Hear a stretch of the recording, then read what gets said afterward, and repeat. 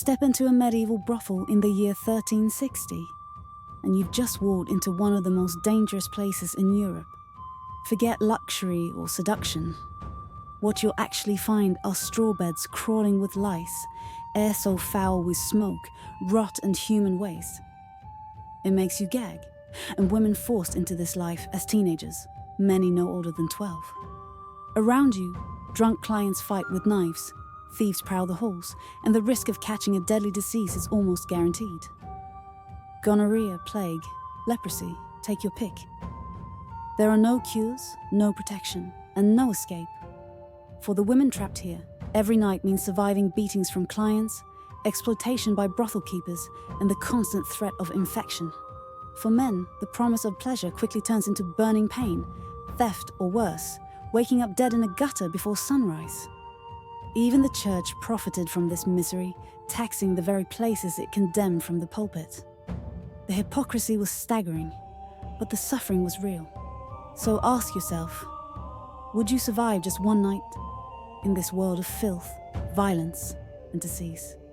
The truth is that even medieval people often didn't. And for a modern visitor used to clean water, antibiotics, and personal safety, entering a brothel like this would be nothing short of a death sentence. Medieval brothels were not built to provide comfort. They existed as institutions of necessity, tolerated by church and state, and at times even protected. In this video, we'll travel back to the Middle Ages, not only to uncover how these brothels really operated, but to step into the lives of those who were trapped within them. We'll see the daily horrors of the women who worked there, the dangers faced by the men who visited, and the conditions that turned these places into deadly environments. And by the end, you'll understand why. If you spent just one night inside, you would likely never walk out again. Although medieval Europe was saturated with religious morality, people still had human desires that could not be suppressed. Thinkers like St. Augustine called prostitution a necessary evil, a sin, but one that prevented worse sins such as rape. Authorities across Europe agreed with this reasoning. From the 13th century onward, cities began to legalize and regulate brothels, turning vice into a taxable institution. In London, for example, the Bishop of Winchester personally licensed the brothels of Southwark, known as the Stews. He collected rent, levied fines, and benefited directly from the work of women who had no power over their own lives. Far from being outlaw dens, these places were carefully managed by church and state, creating a striking contradiction between moral preaching and financial exploitation. Regulations were strict, but not for the sake of compassion. Women working in these brothels were forbidden from soliciting on the street and had to wear distinctive clothing like striped hoods to mark them out as prostitutes. Brothels closed on Sundays and holy days, with fines for those who broke the rule. On paper, brothel owners were not allowed to beat women or lend them money, as debt bondage might interfere with tax collection. But these measures weren't protections. They were mechanisms of control. If a woman broke a rule, she could be punished publicly, humiliated, even banished from the city. What looked like order on the outside was in reality another system of oppression, designed to keep women compliant and profitable. So who were these women? Contrary to the glamorous courtesans of Renaissance paintings, the majority were poor, abandoned or coerced. Many were teenagers, sometimes as young as 12. Records reveal that poverty forced mothers to sell their daughters to brothel keepers simply to keep the rest of the family alive. Others were tricked with promises of servant jobs, only to be locked inside a stew with no way out. Some were trafficked across regions, kidnapped, or manipulated until they had no escape. In England's Southwark stews, poll tax records reveal the names of dozens of women who became statistics in a machine designed to consume their bodies for profit. Elizabeth Butler, for example, testified in court that she was deceived into joining under the pretense of housework, then imprisoned and forced to serve clients. Each name in these registers carries a story of desperation and betrayal. Even when municipal brothels claimed to protect women, the protection was twisted.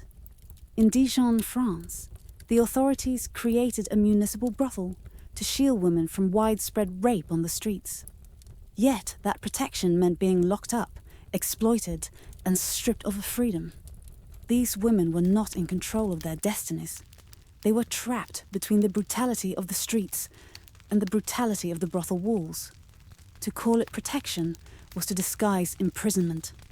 For a modern person imagining choice or empowerment, the reality would be devastating. Step inside the building itself, and the fantasy crumbles even further. Forget silk sheets or candlelit charm. What awaited most clients was a ramshackle wooden house, often by the river, crammed with rooms divided by thin partitions or no walls at all. Floors were covered with straw and rushes that soaked up food, vomit, and human waste, rarely cleaned until they rotted in layers. Lice, fleas, and bedbugs infested every corner, feeding on the bodies of anyone who lay down. People scratched until their skin bled, unaware that these pests were also spreading deadly diseases. The beds were little more than straw pallets, shared by countless clients, with linen sheets that were expensive to buy and almost never washed. The smell, sweat, smoke, rot, and excrement was overwhelming. To a modern nose, it would be suffocating within minutes. Before we even get to the diseases, surviving a single night in a medieval brothel meant navigating a minefield of chaos. Picture the noise. Drunken men shouting in half a dozen languages, dice rattling on crude wooden tables, the crash of mugs, and the occasional scream piercing through the smoky air. Taverns and brothels were often fused together, with alcohol fueling every interaction. A man might stumble in already swaying on his feet, pockets full of coin, which made him both a target and a threat.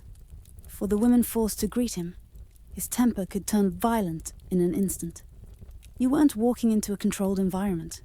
You were walking into an unpredictable storm, where every face in the room could be your attacker, your thief, or your executioner. Criminal gangs saw brothels as perfect hunting grounds. The women were trapped, easy to coerce, and the clients distracted. Ideal conditions for theft and extortion. Some gangs worked hand in hand with brothel keepers, turning the establishments into fronts for larger criminal networks.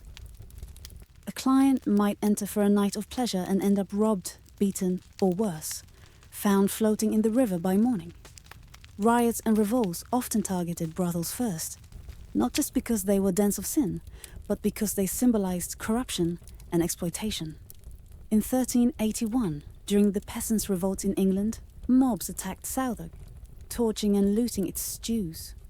The women inside were not rescued. They were brutalized all over again. Violence wasn't an accident of these places. It was baked into their existence.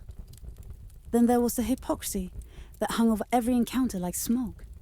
The same church that condemned prostitutes as sinners also pocketed money from taxing them. In London, the Bishop of Winchester himself grew wealthy from the rents and fines imposed on brothels under his jurisdiction. In France and the Low Countries, city councils licensed official public brothels, while priests thundered against immorality from the pulpit. Everyone agreed prostitution was shameful, but no one turned away the revenue it generated. For the women inside, that meant double punishment. Branded with striped hoods to mark their profession, spat on in the streets, yet forced to pay taxes to the very institutions that despised them. This hypocrisy only deepened the danger because when abuse happened, when a woman was beaten or raped, authorities looked away. The environment itself was an attack on the senses. If you were to spend a night in one of these stews, you'd be overwhelmed before anyone even touched you. The smell of rotting straw mixed with sweat, urine, and smoke would make your stomach churn. Rats scuttled across beams, fleas crawled through straw mattresses, and lice spread from client to client with every encounter. You would drink ale made with contaminated water, and the food, if you could call it that, was often stale bread or meat on the edge of rot. The candlelight that flickered across the rooms wasn't romantic. It filled the air with choking soot. And in the thin wooden walls that separated you from the next room, you'd hear coughing fits, the moans of the sick that are on the cries of women forced to keep working through pain. Just breathing here was an assault on your body. For the women, there was no choice but to endure. Many had been sold into this life by their parents or tricked by promises of work as servants. Once inside, escape was nearly impossible. Brothel keepers controlled their movements, withheld money, and kept them indebted with inflated charges for food or clothing. Clients rarely saw them as human, treating them instead as disposable objects for their lust or frustration. A bad night could mean beatings, strangulation, or death. And yet the women returned to the straw pallets night after night, because there was nowhere else to go. The average life expectancy of a prostitute in some medieval cities was shockingly low. Many did not survive more than a few years in the trade before disease, violence, or starvation claimed them. Even the mornings offered no reprieve. At dawn, when the drunken noise subsided, the reality set in. Bruises from the night before, empty purses where money should have been, and burning pain in the body that signaled infection. The women would rise and prepare to start again, cleaning nothing, changing nothing, because clients would arrive soon enough. For men, waking up meant staggering home sick, robbed or permanently marked by a disease they could not understand. If you managed to leave with your life, you carried with you something far worse, an illness that could fester, spread, and kill. And that is where the most terrifying part of the brothel experience begins. The dangers you couldn't see, but which clung to your body all long after you stumbled out the door. One of the most overlooked realities of a medieval brothel was how much money flowed through it. Not into the hands of the women, but straight into the pockets of the authorities. Taxes were levied on every service, every drink, and every bed, turning the suffering of sex workers into a reliable stream of income for church and crown alike. Imagine the irony. A preacher could condemn prostitutes in Sunday sermons, then walk past the bishop's treasury filled with coins collected from those very same dens of sin.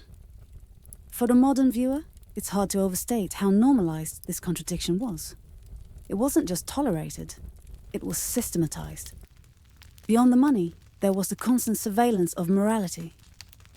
Women inside brothels were marked in ways designed to strip them of dignity. In London, they had to wear striped hoods to distinguish themselves in public. This made them easy targets for mockery, harassment, and violence whenever they left the brothel walls. They weren't free citizens moving through a city. They were branded property, paraded like warnings to others. Even children recognized the hoods, learning from an early age that these women were outcasts. Imagine the weight of such humiliation added to the physical hardships already endured inside the brothel.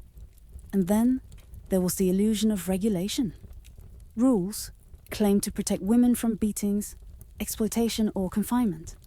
In reality, enforcement was almost non-existent. A brothel keeper could easily abuse or starve the women working for her, while bribing local officials to look the other way. Courts occasionally heard cases of women testifying against their captors, but such victories were rare and dangerous. Speaking out could mean punishment, exile, or being thrown back into the same system with even less power. In a world without real recourse, silence became survival. The psychological strain was immense. Women not only endured physical violence, but lived under constant fear. Fear of clients, of pregnancy, of disease, and of destitution if they refused to comply. Nights blurred into each other, each encounter eroding their sense of self. For many, their only coping mechanism was detachment, a forced numbness that allowed them to keep functioning. Others turned to alcohol or substances to dull the pain. In this environment, even laughter or music inside the brothel wasn't joy.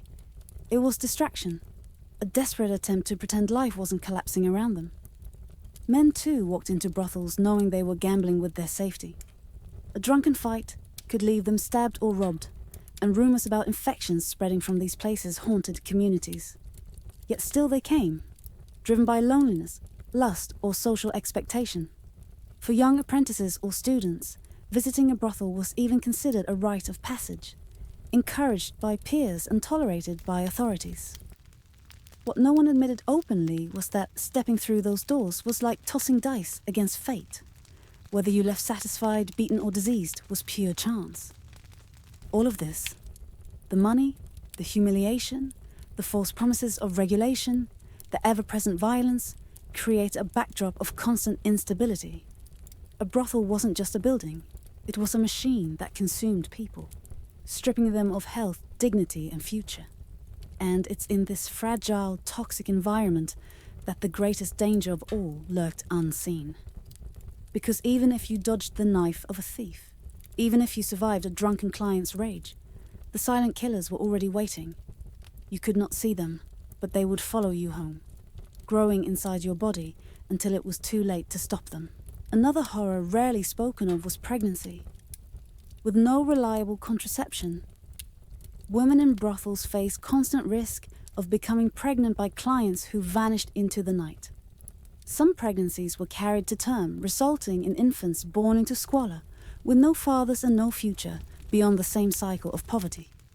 Others ended in desperation. Crude and dangerous methods of abortion were attempted, using herbs like pennyroyal or physical trauma, often killing the mother in the process. For many women, every encounter wasn't just about surviving the night. It was about surviving the consequences weeks or months later. Equally haunting were the children who did survive. Infants born inside brothels were often unwanted, abandoned, or raised in the same environment of filth and exploitation. Some were left at convent doors, others thrown into rivers, and many simply perished in infancies due to malnutrition and disease.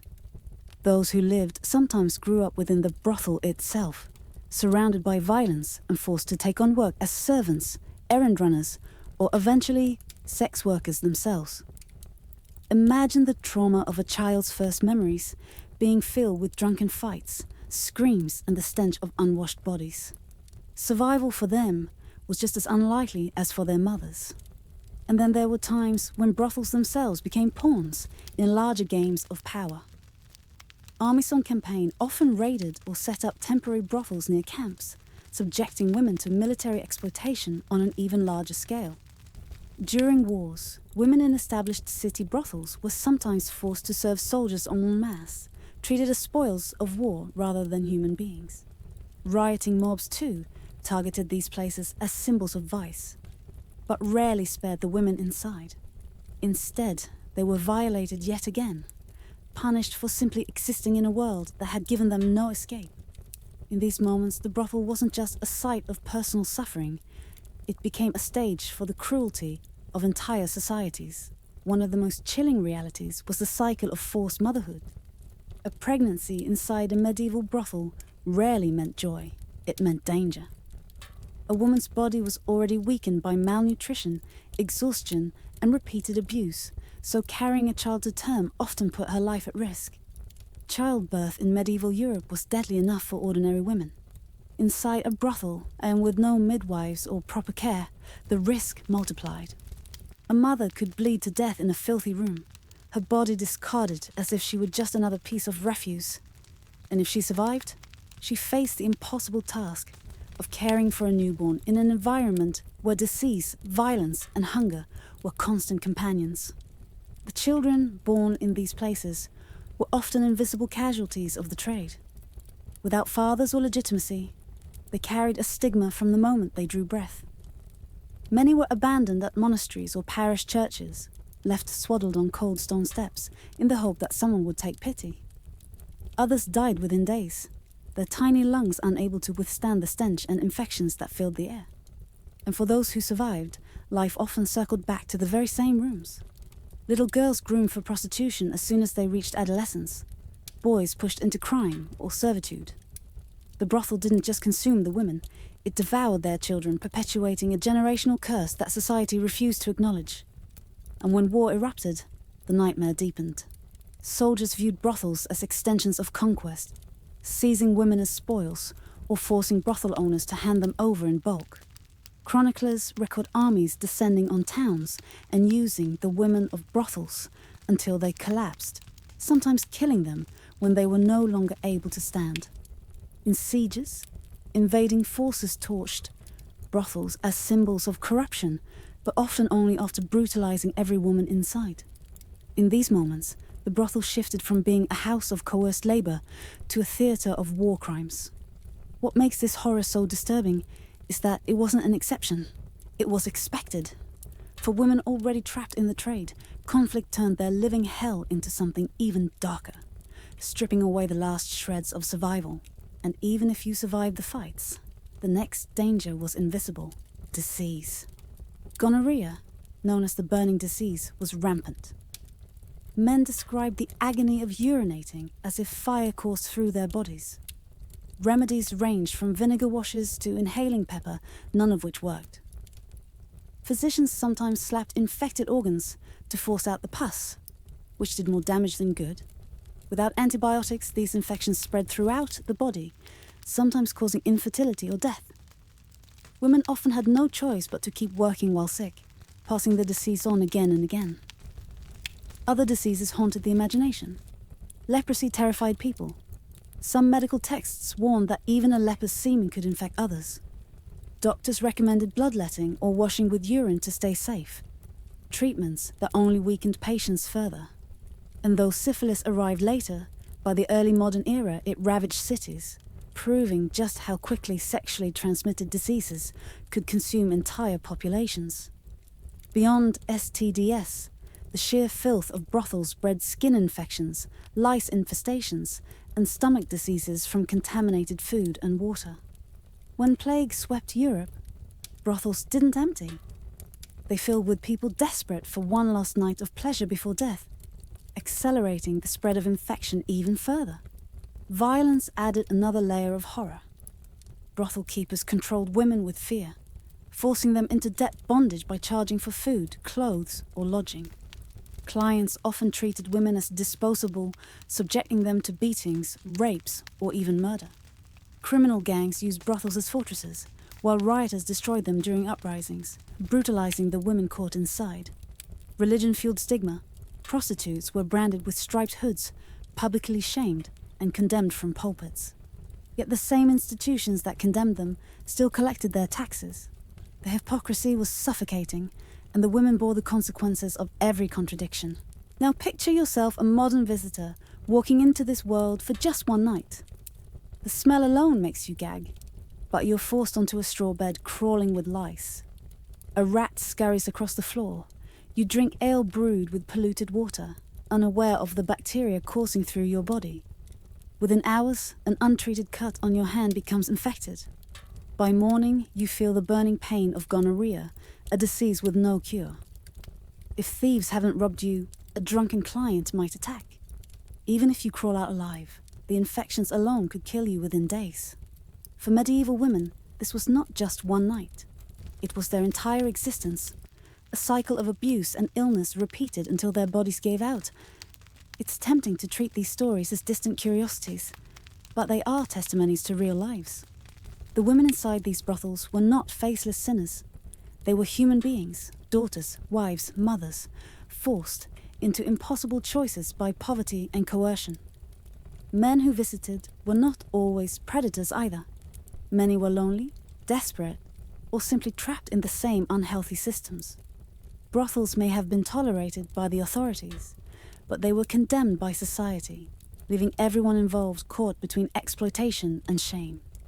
To study them is to confront not only medieval hypocrisy, but the continued struggles of sex workers today, who still face violence, stigma, and exploitation in many parts of the world. So, why wouldn't you last a night in a medieval brothel? Because everything about the environment was designed to strip away health, safety, and dignity. Unsanitary conditions made every breath a gamble. Diseases lurked in every bed, and violence waited in every shadow. Women were trapped, men were at risk, and hypocrisy thrived where humanity failed. A modern person, accustomed to clean water, medicine, and basic rights, would crumble under the weight of it all. And even for the people of the time, many didn't last either. This was not a place of pleasure. It was a death trap hidden in plain sight. So as we close this journey, remember, history is not just about kings and battles. It's about the lives lived in the shadows, the voices often silenced. And sometimes, looking at the past shows us how much hasn't changed. Thank you for watching. And if this glimpse into the medieval world shocked you, share it with others and subscribe for more explorations into the raw, unfiltered truths of history.